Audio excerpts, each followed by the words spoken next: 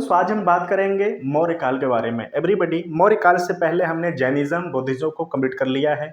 उसके बाद हमने 16 महाजनपद पे आए। 16 महाजनपद में हमने 16 महाजनपदों को साथ साथ मैंने ये देखा कि जो 16 महाजनपद थे उसमें से सबसे जो शक्तिशाली 3 से 4 महाजनपद थे उभर कर बाहर, जैसे कि अवंती है, कौशल है, मगध है। ये जो महाजनपद थे उभर कर बाहर आए। इसके सबसे बड़ा जो कारक के रूप में था इनकी भौगोलिक अवस्थिति, इनके पास संसाधनों का अभाव नहीं होना, साथ ही साथ एक मजबूत उत्तरदायित्व वाले सम्राट के इनके साथ होना। तो ऐसे कुछ कारक थे जो कि इनकी शक्तियों को एक वैश्विक पटल पे लाके रखा। ओके, आज हम बात करेंगे मौर्य काल के बारे में। मौर्य काल में स्पेशली मगध का चर्चा है, मगध साम्राज्य का चर्चा है। और हमने 16 महाजनपद में भी जान लिया है कि जो 16 महाजनपद में जो शक्तिशाली महाजनपद थे उसमें से एक मगध भी है। ओके, जो मौर्य काल है ये चंद्रगुप्त मौर्य, बिंदुसार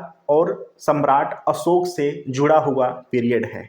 इसके पहले मगध के उत्थान में, मगध के जो विकास है उसमें हर्यक वंश और नंद वंश का काफी उपयोगिता रहा है। ठीक है, यहाँ का जो कंटेंट है जिसपे हम लोग एनालिसिस करेंगे या चंद्रगुप्त मौर्य से हम लोग लेकर चल के बात करेंगे, लेकिन उसके पहले हम थोड़ा सा हर्यक वंश और नंद वंश के बारे में जान लेते हैं। जो हर्यक वंश है, हर्यक वंश का जो संस्थापक है बिंबिसार, अजातशत्रु, उदयन, मुंडक, अनिरुद्ध, मुंडक और नागदशक है। ठीक है, बिल्कुल रट लीजिए इसको। जैसे हर्यक वंश में बिंबिसार, अजातशत्रु, उदयन, अनिरुद्ध, मुंडक और नागदशक है। उसके बाद आता है एक छोटा सा पीरियड आता है नंद वंश का। नंद वंश में महानंदी, महापद्मनंद और घनानंद। ओके, जब घनानंद को पराजित करते हैं चंद्रगुप्त मौर्य, फिर मौर्य साम्राज्य का स्थापना करते हैं। मौर्य साम्राज्य में चंद्रगुप्त मौर्य, बिंदुसार और सम्राट अशोक।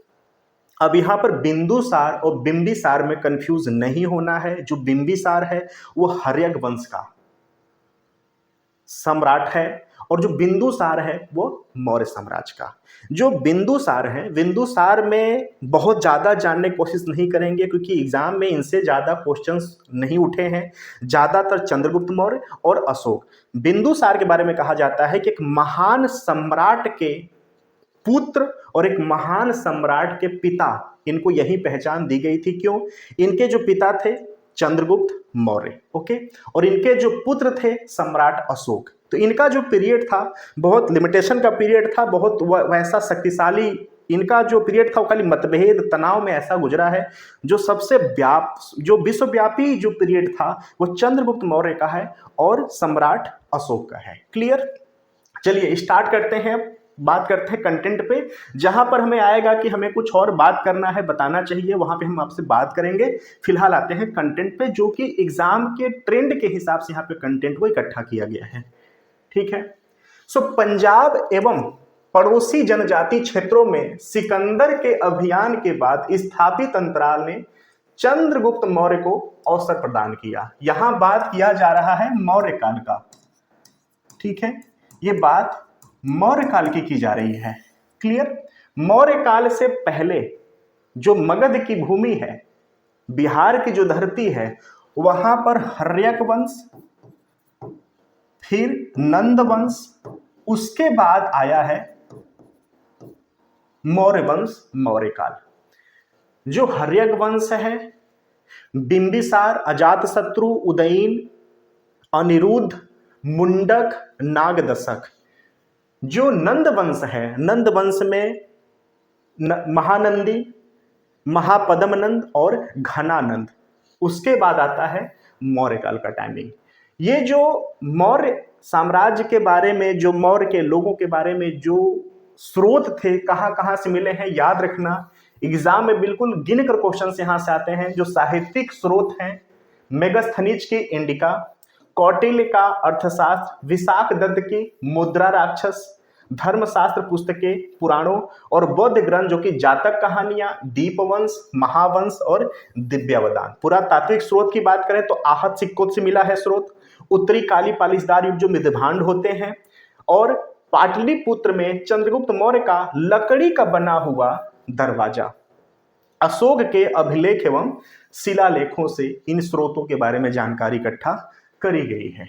अब आते हैं चंद्रगुप्त मौर्य, जो कि 322 ईसा पूर्व से 298 ईसा पूर्व का समय था।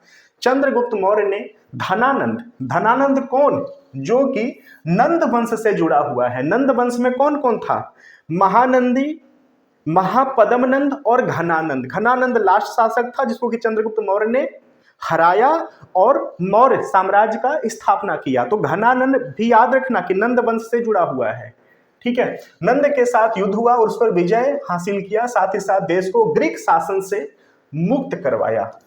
ये जो अंडरलाइन वाले जो सेंटेंस है ना, प्लीज इसको आप नोट डाउन कर लेना या स्क्रीनशॉट ले लो। उसने चाणक्य की सहायता से 322 ईसा पूर्व में मौर्य साम्राज्य की स्थापना की। ब्यास व बंगाल की खाड़ी के बीच क्षेत्र जीतने के बाद चंद्रगुप्त मौर्य ने आंध्र प्रदेश, कर्नाटक, महाराष्ट्र, गुजरात व केंद्रीय क्षेत्रों पर आक्रमण कर उन्हें मौर्य साम्राज्य में मिला लिया। इसलिए भारत में एकीकरण के लिए प्रथम प्रयास के रूप में चंद्रगुप्त मौर्य को श्रेय दिया जाता है, ठीक है। एक ऐसा सम्राट, एक ऐसा शासक जो कि आंध्र प्रदेश, कर्नाटक, महाराष्ट्र, गुजरात जैसे विशाल क्षेत्रों को अपने अधिकार क्षेत्र में ले ले। इसीलिए कहा जाता था कि जो मौर्य साम्राज्य था एक छत्र शासन किया था भारत में, क्लियर। उसके बाद कोई ऐसा शासक नहीं था जो कि एक छत्र शासन करने वाला हो, ओके। तो ये भी आपको एग्जाम्पल के रूप में भी याद रखना है। 305 ईसा पूर्व में चंद्रगुप्त मौर्य ने सिकंदर के बाद तत्कालीन यूनानी शासक जो सेल्यूकस निकेटर है उसको पराजित किया। ये भी आपको याद रखना है, टाइमिंग 305 ईसा पूर्व, ये भी आपको याद रखना है। सेल्यूकस ने चंद्रगुप्त मौर्य के दरबार में मेगस्थनीज नामक राजदूत भेजा था। जैन स्रोतों के अनुसार चंद्रगुप्त मौर्य ने अपने जीवन के अंतिम चरण में पुत्र के पक्ष में सिंहासन छोड़कर जैन धर्म की दीक्षा ली थी, ओके। जैन मुनि भद्रबाहु के साथ श्रवणबेला, जो कि कर्नाटक में है, में जाकर उसने उपवास द्वारा अपनी प्राण को त्याग दिया। श्रवणबेला जैन धर्म का महत्वपूर्ण त्रिस्थल है, जहां पर ऋषभनाथ के पुत्र गोमतेश्वर की कायोत्सर्ग मुद्रा में मूर्ति बनी हुई है। ये भी एग्जाम में आ चुका है, इसको भी आप याद रखना कि जो श्रवणबेला जो कि कर्नाटक में है उसकी उपयोगिता भी आप याद रखना। जो बिंदुसार है, बिंदुसार का समय 298 ईसा पूर्व से 273 ईसा पूर्व का समय है। चंद्रगुप्त मौर्य का उत्तराधिकारी बिंदुसार था। उसे अमित्रघात, शत्रुओं का विनाशक के नाम से भी जाना जाता था। बिंदुसार के अन्य नाम मद्रसार और सिंहसेन भी है।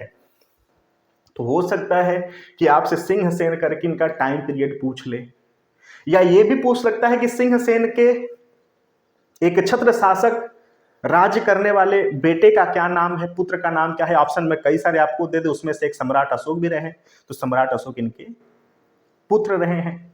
बिंदुसार के बारे में कहा जाता है कि बिंदुसार एक महान सम्राट के पुत्र और एक महान सम्राट के पिता के रूप में इनको जाना जाता है। इनका कुछ विशेष उपयोगिता मौर्य साम्राज्य में नहीं रहा है, ठीक है। तो ये भी आपको याद रखना है। बिंदुसार आजीवक संप्रदाय का अनुयायी था। इस संप्रदाय में कर्म की पूर्ण रूप से अवहेलना की गई थी, ओके।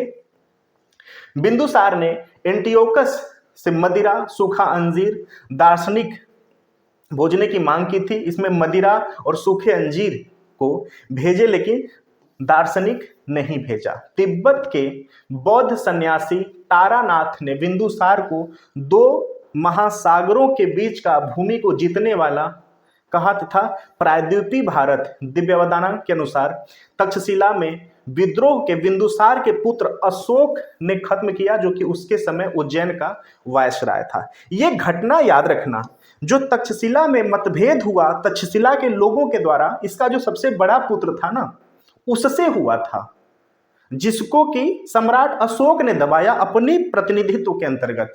तो ये भी आपको याद रखना, ऐसा नहीं कि वहां पे कंफ्यूजन क्रिएट हो जाए, ठीक है। इसका जो टाइमिंग था ना काफी मतभेदों में गया है बिंदुसार का, ठीक है। तो अब बिंबिसार और बिंदुसार में कंफ्यूज मत होना। जो बिंबिसार है वो हर्यक वंश से जुड़ा हुआ है, जो बिंदुसार है वो मौर्य वंश, मौर्य साम्राज्य से जुड़ा हुआ है। इन दोनों में कंफ्यूजन नहीं करना है, ठीक है।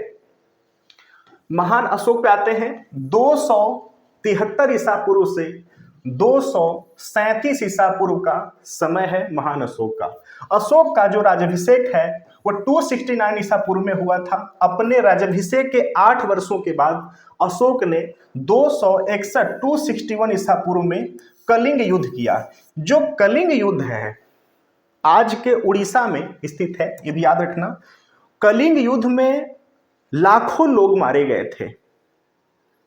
अब लाखों लोगों को मारा गया था, आप समझ सकते हैं कि लाखों लोगों को मारने के लिए कितनी बड़ी सेना अशोक के पास रही होगी, या कितनी मजबूत उत्तरदायित्व के साथ इन्होंने स्टेप लिया होगा, वहां पर कितनी बड़ी सेना रही होगी। ओके, तो जो कलिंग का युद्ध था, लाखों लोग का नरसंहार हुआ। अब वो जो नरसंहार है अशोक को काफी प्रभावित किया। उस नरसंहार के बाद अशोक ने यह संकल्प लिया कि अब किसी भी तरह से कहीं भी कोई युद्ध नहीं कराई जाएगी, कोई युद्ध नहीं होगा, सिर्फ मित्रता, मानवता और ऐसे तथ्यों का विकास किया जाए जो कि भाईचारे की तरफ लेकर चले। अब ऐसा कोई नरसंहार आने वाले इतिहास में नहीं होगा। ठीक है, कलियुग में हुए नरसंहार से विचलित होकर अशोक ने युद्ध नीति को त्याग दिया और अन्य शब्दों में उसने भेरी घोष को धम्म घोष में स्थानांतरित कर दिया। ठीक है, आगे चलकर उसने उपगुप्त के नेतृत्व में बौद्ध धर्म को अपनाया। यह आपको लाइन याद रखना चाहिए।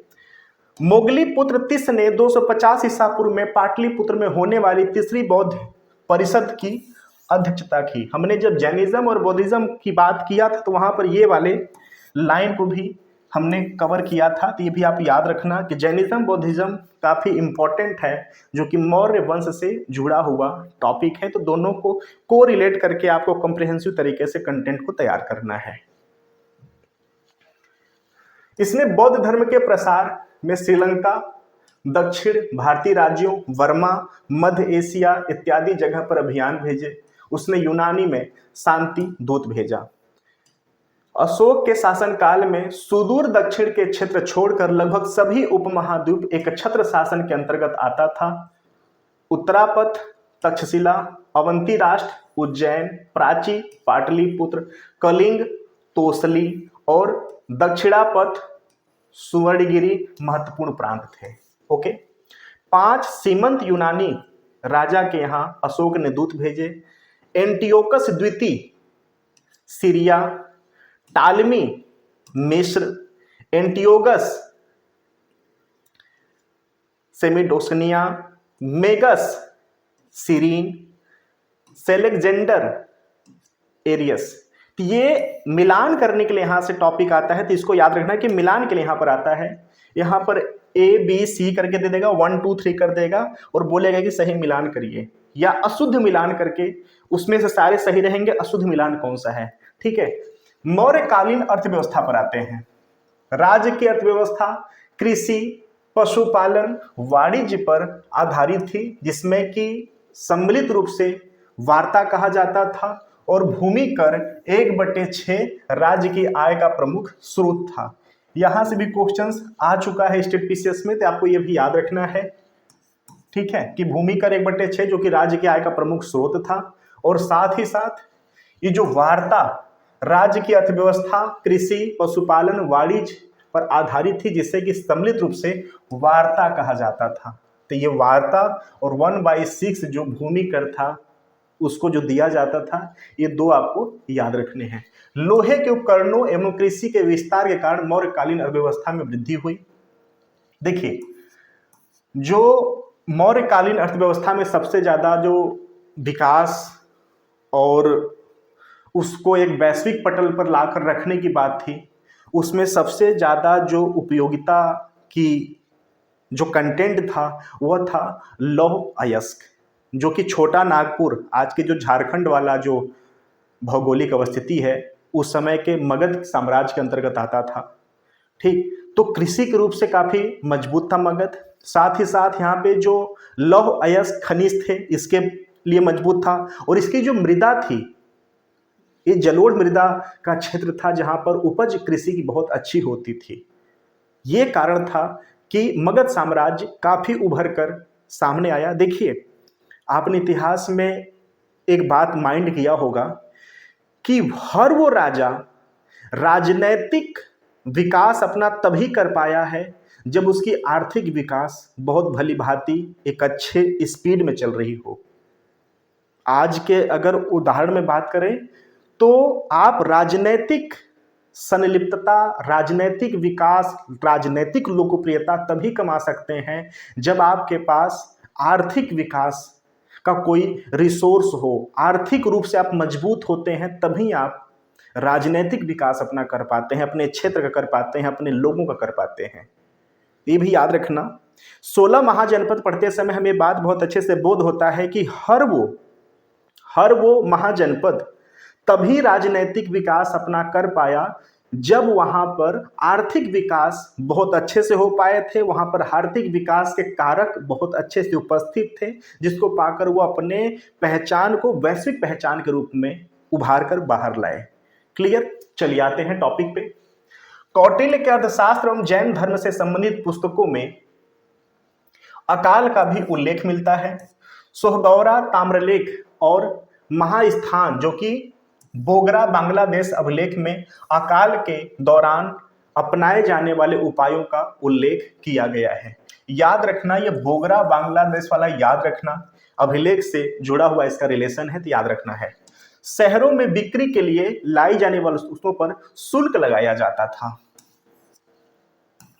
ठीक है, तो आप ये कह सकते हैं कि जो मौर्य काल का जो शासन प्रशासन व्यापार का जो रिलेशन था, ऐसा नहीं कि बहुत अलग था। अगर हम कहें कि उस समय की व्यवस्था को आज के समय में यूटिलाइज किया गया है तो कोई अतिशयोक्ति नहीं होगी, ये भी आपको याद रखना है। ठीक है, सामान्य कर की दर कुल उत्पादन के 6वें हिस्से के बराबर होता था। चंद्रगुप्त के अधिकारी पुष्यगुप्त ने सुदर्शन झील का निर्माण सिंचाई व्यवस्था हेतु करवाया था। ये भी क्वेश्चंस आ चुका है, बीपीएससी में आ चुका है, बिहार के वनडे एग्जाम में आ चुका है, यूपी पीएससी में आ चुका है, उत्तर प्रदेश के वनडे एग्जाम में आ चुका है। तो आपको याद रखना है, सुदर्शन झील नाम को याद रखना है। भूमि पर अधिकार राजा एवं कृषक दोनों का था। निजी भूमि से प्राप्त आय का भाग कहलाती थी। राजकीय भूमि को सीता भूमि कहा जाता था। ओके, मौर्य साम्राज्य में कठोर दंड का प्रावधान था। कर चोरी करने वाले को मृत्यु दंड की सजा दी जाती थी। क्लियर?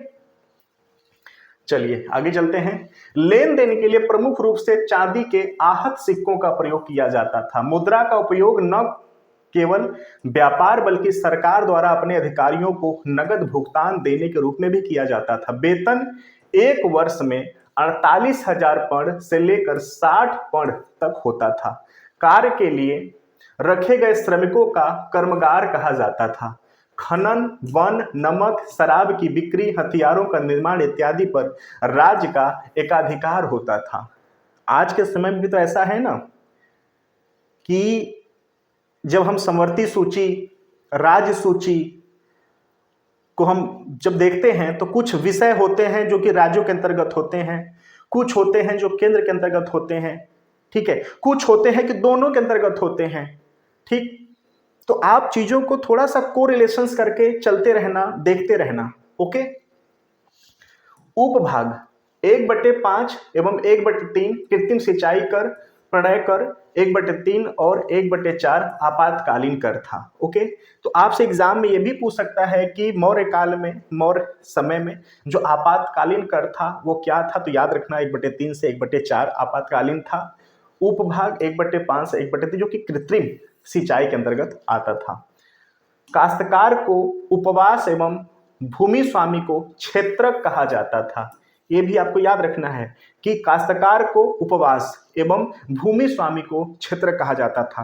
कर मुक्त गांवों को परिहारिका एवं जो गांव सैनिक आपूर्ति करते थे उन्हें आयुधिका तथा जो गांव कच्चे माल की आपूर्ति करते थे उन्हें कुप्य कहा जाता था। ये तीनों टर्मिनोलॉजी आपको याद रखना है, मैं रिपीट कर रहा हूं। कर मुक्त गांवों को परिहारिका कहा जाता था।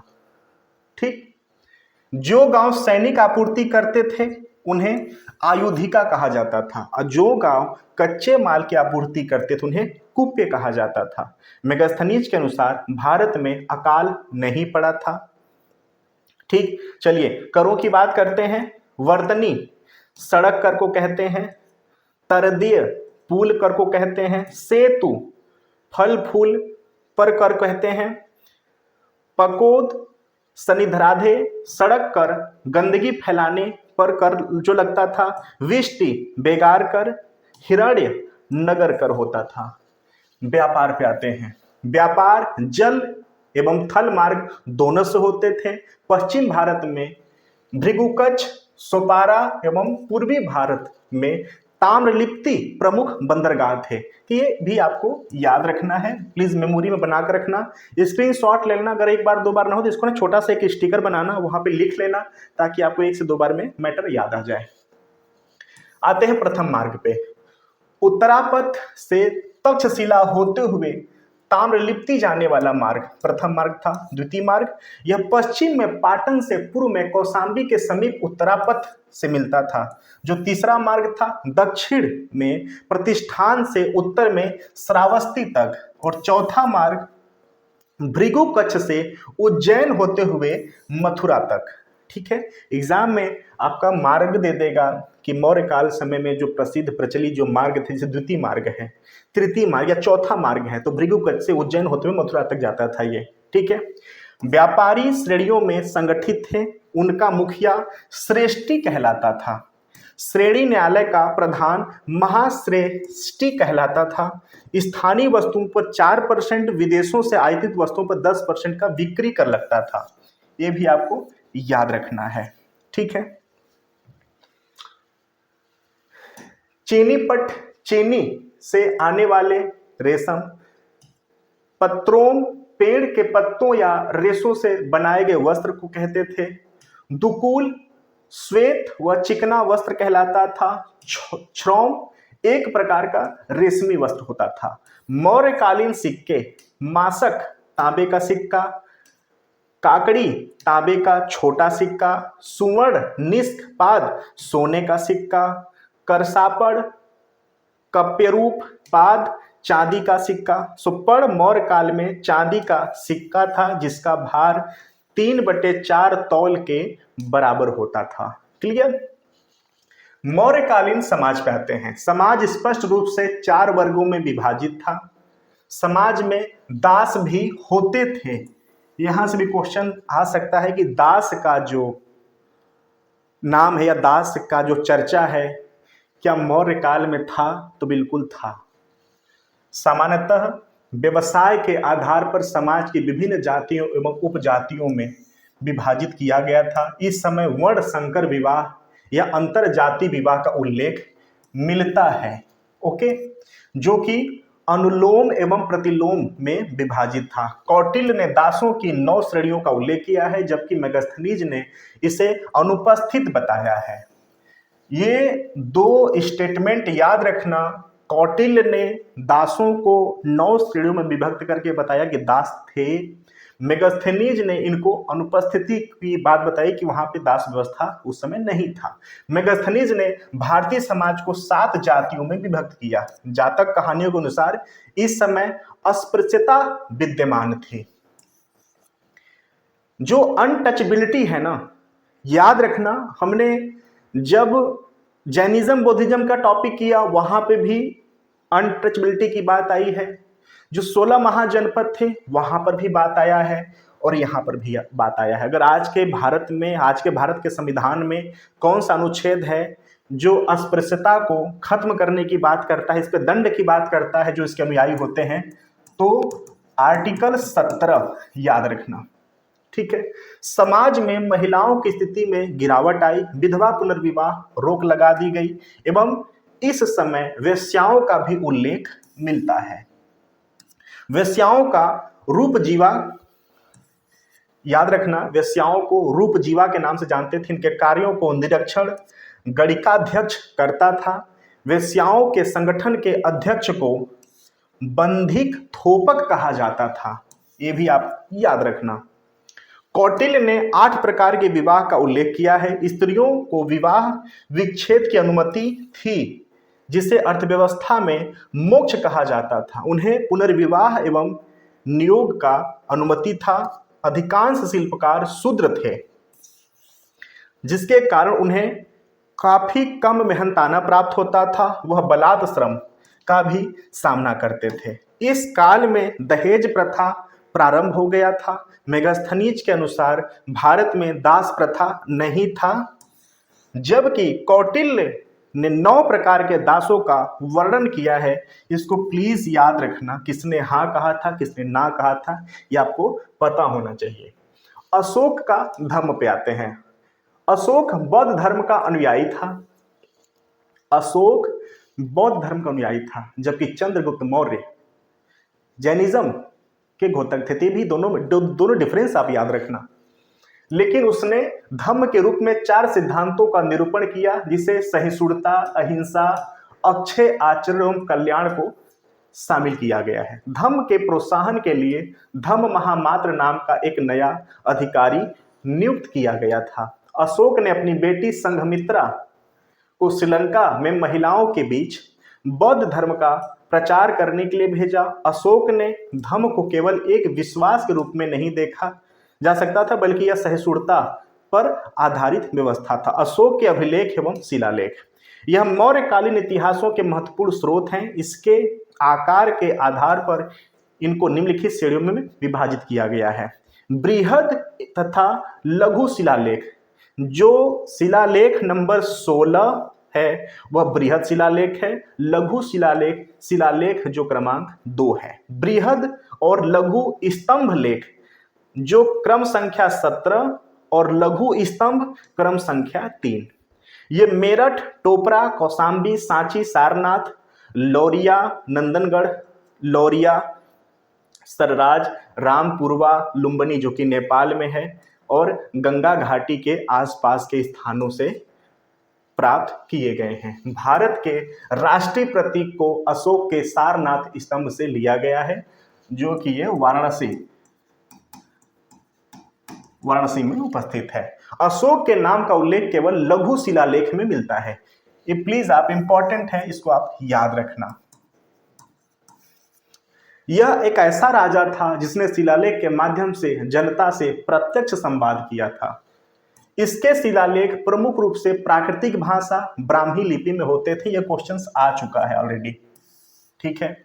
पाकिस्तान में मानसेहरा और शहबाजगढ़ी के शिलालेख प्राकृतिक भाषा और खरोष्टी लिपि में है। कांधार शिलालेख द्विभाषी हैं, इसमें यूनानी एवं अरामाइक भाषाओं एवं लिपियों का प्रयोग किया गया। इसके पास बड़ी सेना एवं व्यवस्थित नौसेना थी।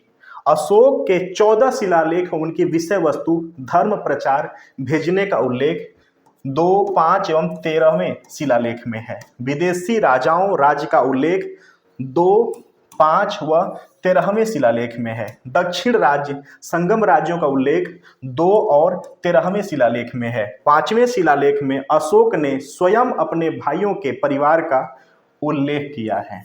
ओके, आप एक चीज देख रहे होंगे कि यहाँ पर कोई भी ऐसा कंटेंट आपसे नहीं शेयर किया जा रहा है, उस पर बातें नहीं की जा रही हैं जो कि एग्जाम से जुड़ा हुआ न हो या एक अच्छी जानकारी से जुड़ा हुआ न हो। सो प्लीज आपने इसका स्क्रीनशॉट भी ले सकते हैं, मैं जो बोल उसको लिख भी सकते हैं। बाकी आपको जैसे भी कंप्रिहेंसिव इजी लगता है आप उसके हिसाब से इस कंटेंट को आप इस्तेमाल कर सकते हैं। शिलालेख पे आते हैं विषय। प्रथम शिलालेख पशु बलि पर निषेध की बात करता है। द्वितीय शिलालेख चोल, चेर, पांड्य राज्यों का उल्लेख करता है। चतुर्थ शिलालेख धम्मशोध की बात कर धम्मघोष की बात करता है। 7वां शिलालेख आत्म संयम संप्रदायों के लिए सहिष्णुता की बात करता है। 9वां शिलालेख धम्म मंगल की बात करता है। 11वां शिलालेख धम्मदान महादान धम्म की व्याख्या की बात करता है। 12वां जो ये था 11वां, ये था 12वां शिलालेख धार्मिक सहिष्णुता की बात करता है। ये जो शिलालेख का परंपरा जो धम्म का को अशोक ने अपनाया ना, याद रखना कलिंग का जो युद्ध हुआ था, ठीक है, कलिंग का जो युद्ध हुआ था यहाँ लगभग लाखों लोगों का नरसंहार हुआ था और ये नरसंहार अशोक को काफी प्रभावित किया था। और वहां से अशोक ने संकल्प लिया कि अब कहीं भी किसी भी तरह से युद्ध नरसंहार लोगों के अधिकार को नहीं मारा जा सकता, और बिल्कुल उसने धम्म को अपनाया और शिलालेखों के थ्रू जनता से सीधे वार्ता करना शुरू किया। कनगहल्ली जो कि कर्नाटक में अशोक के पाषाण पर बनी प्रतिमा के नाम से मिलता है, इसमें राजा राज्यों के अशोक कहा गया। भाब्रू शिलालेख में अशोक बुद्ध धम्म संघ के प्रति अपनी निष्ठा व्यक्त करता है, इसको प्लीज आप नोट डाउन कर लेना। रुक्मिणदेई अभिलेख से कर नीति की जानकारी प्राप्त होती है। अशोक ने गुर्जरा अभिलेख में स्वयं को राजा अशोक कहा है, ये भी आपको याद रखना है। मास्की, गुर्जरा, नेट्टूर एवं उदयगोलम अभिलेखों में अशोक का नाम उल्लेखनीय है।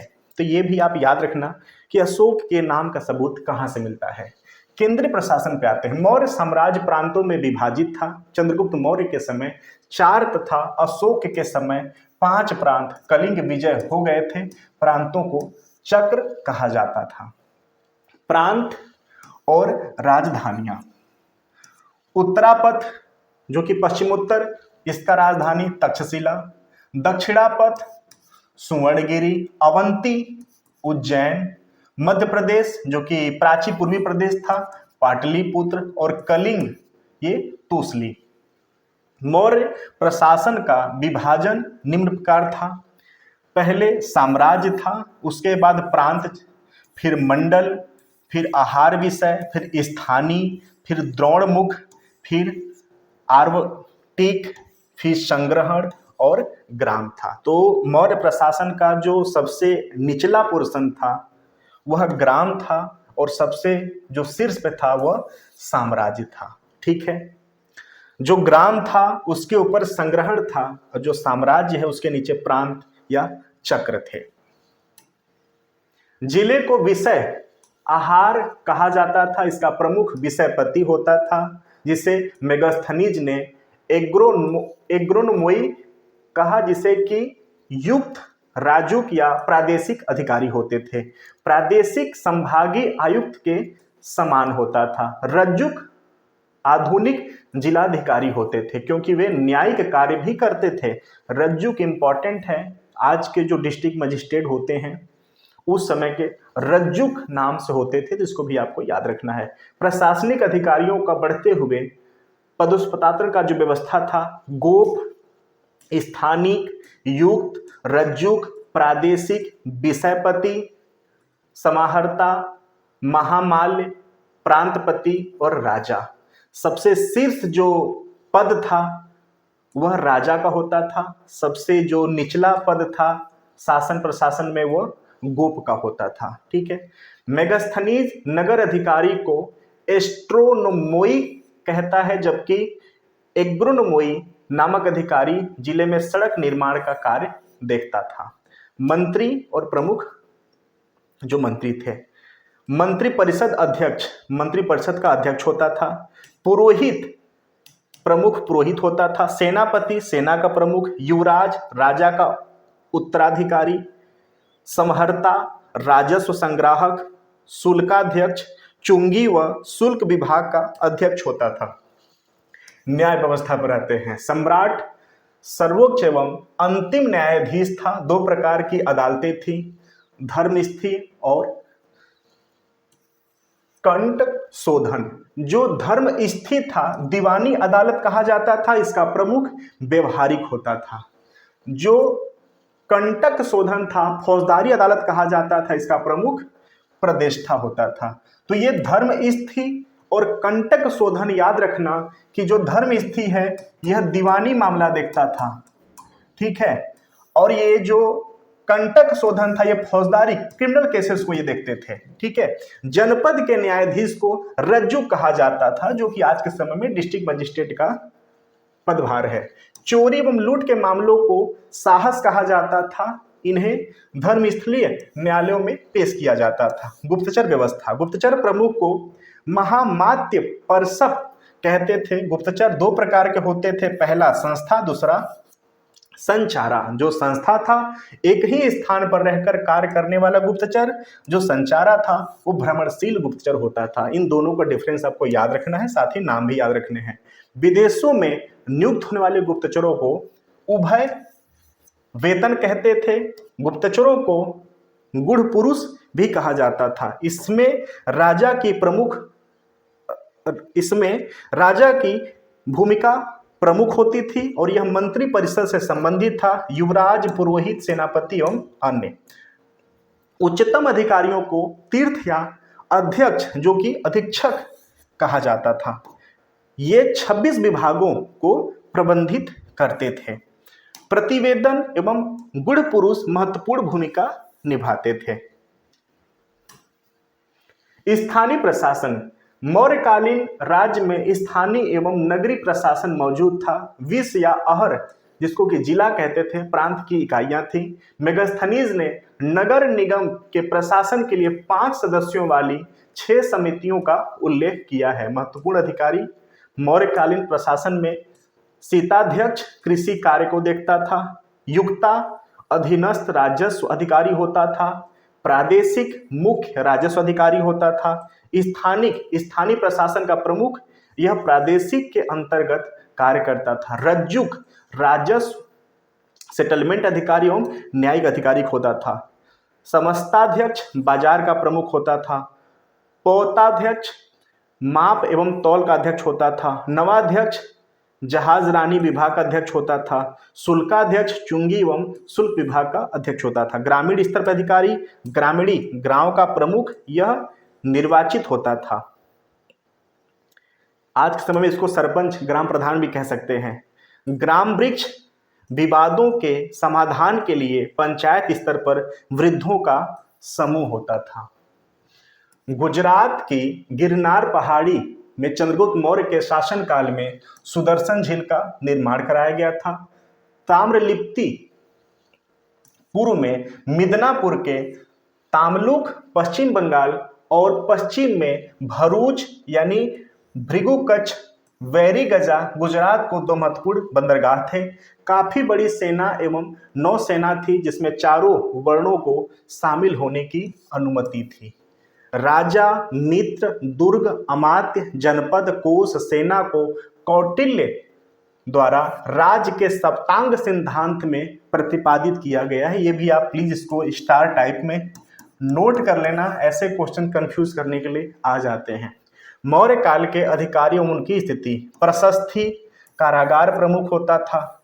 सन्निधाता राजकीय कोषाध्यक्ष, कोष्ठागार कोष्ठागार का अध्यक्ष होता था। नायक सेना का नेतृत्व करने वाला व्यवहारिक मुख्य न्यायाधीश। कर्मंतिक उद्योग धंधों का प्रधान निरीक्षक होता था। दंडपाल पुलिस का प्रधान होता था। दुर्गपाल दुर्गों का प्रबंधन करने वाला। अन्नपाल खाद्यान्न प्रमुख। रज्जुकास भूमि का माप करने वाला। अकाराध्यक्ष खनन अध्यक्ष होता था। लौहाध्यक्ष धातु विभाग का अध्यक्ष। लक्षणाध्यक्ष टकसाल का अध्यक्ष। लवड़ाध्यक्ष जो नमक विभाग का प्रमुख होता था। इसको प्लीज आप इंपॉर्टेंट में याद रखना। स्वर्णाध्यक्ष स्वर्ण विभाग का अध्यक्ष। आयुध्यक्ष शस्त्र निर्माण विभाग का प्रमुख। कुप्याध्यक्ष दूरी और समय से संबंधित साधनों को नियंत्रित करने वाला अध्यक्ष। सूनाध्यक्ष बूचड़ खाने का अध्यक्ष। मुद्राध्यक्ष शाही सिक्के। प्रतीक अध्यक्ष पासपोर्ट। नौकाध्यक्ष नौका विभाग का प्रमुख। पत्तनाध्यक्ष पत्तन अधिकारी। पौतवाध्यक्ष माप और तौल का अध्यक्ष। देखिए इंपॉर्टेंट क्यों है, जब आप प्रीवियस ईयर पेपर को एक बार आप देखेंगे तो पता चलेगा क्वेश्चंस यहाँ से सीधे आ जाते हैं और बिल्कुल कंफ्यूज करके चले जाते हैं और हम बता नहीं पाते हैं कि जैसे स्वर्णाध्यक्ष है, स्वर्ण विभाग का अध्यक्ष है, सिंपल है, ठीक है। अकाराध्यक्ष है, खनन का अध्यक्ष है। तो कुछ ऐसे हैं कि जो कि सिमिलर वर्ड से मिलते हैं, कुछ ऐसे हैं जो सिमिलर वर्ड से नहीं मिलते, वहां कंफ्यूजन होता है। तो पता चला कि मौर्य से क्वेश्चन आ भी गए और हमने बिल्कुल सिंपल सेगमेंट था, हमने इसको छोड़ भी दिया और वहां से डील भी नहीं कर पाए हैं, ठीक है। मौर्य साम्राज्य का पतन इंपॉर्टेंट है। अत्यधिक केंद्रीकरण, जटिल नौकरशाही, कर की उच्च दर और विदेशी आक्रमण इत्यादि इसके पतन के प्रमुख कारण थे। ओके। चीन में महान दीवार का निर्माण होना एवं उत्तरी पश्चिमी सीमा की उपेक्षा करना भी इसके पतन का कारण है। वित्तीय संकट, अशोक ने अपने धम्म अभियान के प्रसार के लिए व्यापक स्तर पर खर्चा किया था, वित्तीय व्यवस्थाओं, वित्तीय सोर्स का उपयोग किया था, जिसको पाकर वित्तीय स्थिति भी खराब हुई थी। अत्यधिक सहिष्णुता एवं अहिंसा के कारण सेना की लड़ने की प्रवृत्ति में कमी आई थी। अब एक बात बताना कि जो कलिंग का युद्ध हुआ था वहां पर लाखों लोगों का नरसंहार हुआ था। उन लाखों लोगों के नरसंहार में आप सोचिए कितनी बड़ी सेना रही होगी। अब जैसे ही कलिंग का युद्ध खत्म हुआ वहां पर ये अशोक ने संकल्प लिया कि अब कोई ऐसी युद्ध को आगे के भविष्य में नहीं कराई जाएगी, नहीं किया जाएगा। अब आप सोचिए ना कितनी बड़ी सेना, भाई सेना को सैलरी तभी नहीं मिलेगी जब युद्ध करेगा या ऐसे संभावनाएं रहें तो उनको रखा जाता है। अब अचानक अगर ऐसा सम्राट मिल जाए कि युद्ध को बिल्कुल एंड कर दे तो जो वो सेना है उनको क्या काम मिलेगा। अब सिंपल सी बात है, सेना है, अगर लड़ाई नहीं होगी तो उनको सैलरी फिर कहां से मिलेगी। तो अचानक उतनी बड़ी जो जनसंख्या है वो कहां जाएगी, वो क्या कार्य करेगी। तो कोई भूखमरी के भी शिकार होंगे, उनके घर परिवार के लोग कुपोषित भी होंगे, उनके बच्चे कुपोषित भी होंगे। तो कुछ ऐसी चीजें तो आएंगी ना, क्योंकि अचानक किसी सेगमेंट को बंद कर दिया जाए तो उनको जो अर्निंग है वो तो बंद कर दी जाएगी राज्य के द्वारा। तो ऐसे भी कारण थे। आप इसको प्लीज एनालिसिस करना और कमेंट बॉक्स में अपनी भी बातों को जरूर रखना कि उतनी बड़ी जो सेना थी आखिर उन सेनाओं को अचानक कैसे परिस्थिति का सामना करना पड़ा होगा। 232 ईसा पूर्व में अशोक की मृत्यु के बाद आने वाले उत्तराधिकारी थे वो अयोग्य थे।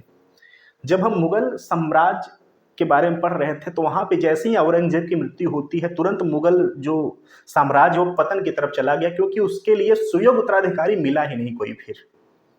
ठीक वही यहाँ पर भी कॉपी पेस्ट होता है। जैसे ही अशोक की मृत्यु होती है कोई सुयोग्य उत्तराधिकारी नहीं मिलता है जो इसके सत्ता को संभाल सके। मौर्य सेना के कमांडर पुष्यमित्र शुंग ने अंतिम मौर्य शासक बृहद्रथ की हत्या की और 185 ईसा पूर्व में शुंग वंश की स्थापना की। धार्मिक कर्मकांड पर प्रतिबंध लगाने के कारण अशोक ने ब्राह्मण नाराज थे और उन्होंने पुष्यमित्र शुंग का समर्थन किया जो कि एक ब्राह्मण था। इसको आपको याद रखना है। पुष्यमित्र शुंग ने मौर्य राजा को पराजित कर शुंग वंश की स्थापना की। क्लियर?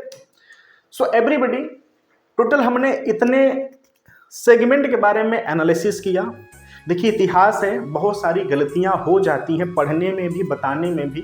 जहां पे भी मैं इनकरेक्ट होऊंगा आप कमेंट बॉक्स में जरूर वहां पे करेक्ट कर देना, मैं उसको पिन कर दूंगा ताकि लोगों को भी सही जानकारी मिल सके। ठीक है। सो अगर आपको ये सेगमेंट एग्जाम के रिलेवेंट लगे होंगे तो प्लीज़ इसका छोटा सा short notes banana. So thank you so much. चलिए फिर मिलते हैं अगले सेगमेंट में। थैंक यू सो मच, धन्यवाद।